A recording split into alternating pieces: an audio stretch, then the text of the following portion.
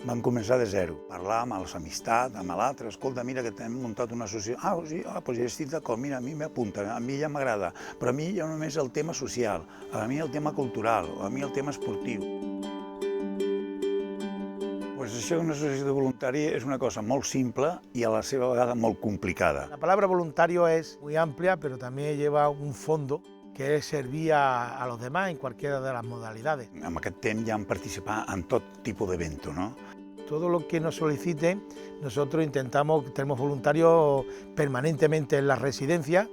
Tant el que és esportiu, com social, com medioambiental, com a protecció dels animals, etc. Nosaltres estem, diguem, al servei i a l'ajuda dels que munten activitat i eventos y que no tienen personal suficient per tirar-ho endavant. Soy Yolanda, de la Asociación de Voluntarios de Ibiza. Se van poniendo todo lo que está ya terminado, se va almacenando aquí también.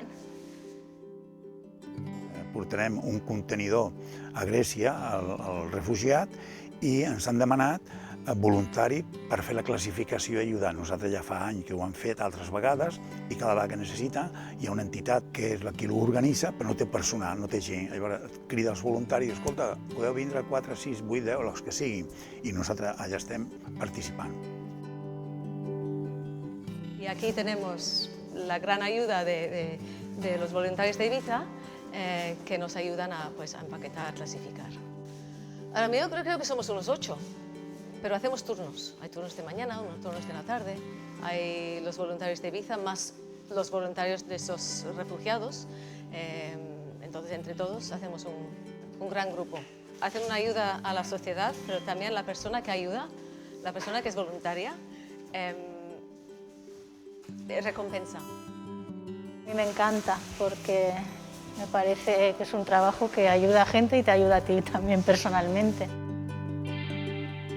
Tratamos de organitzar de la mejor manera possible perquè necessitamos voluntarios. Han aconseguit que més de 150 voluntaris repartits a tota la illa poguessin estar aquell dia, justament una jornada, des del matí fins al migdia, recollint que no sabem com està la illa de bruta.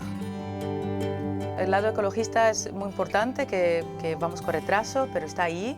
Y el lado social siempre estoy. Es que desde que me despierto y que veo a alguien que necesita cruzar la calle o que necesita una ayuda o una información, siempre estamos ayudando. Sempre decidim pel tema social. Nosaltres tenim una preferència, per norma, d'anar a totes les residències que tenim aquí a la illa per ajudar a les activitats que fan internament.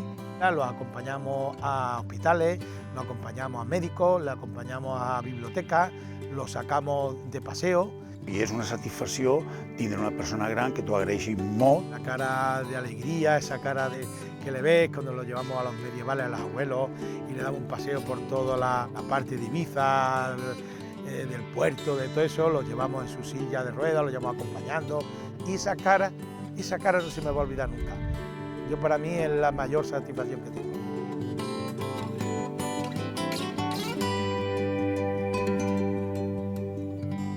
Nosaltres mantenim gràcies a l'administració que ens ajuda.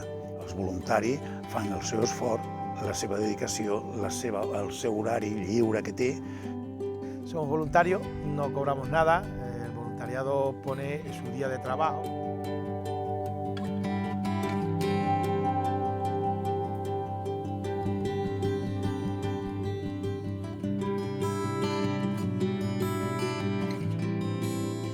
Agrair a tota la massa voluntariat, a tots els voluntaris, el seu esforç, la seva dedicació, i que gràcies a ell hi ha moltes famílies que poden menjar, hi ha ara moltes famílies que poden rebre recursos per part del seu treball i la seva dedicació. Això no té preu i això no està valorat.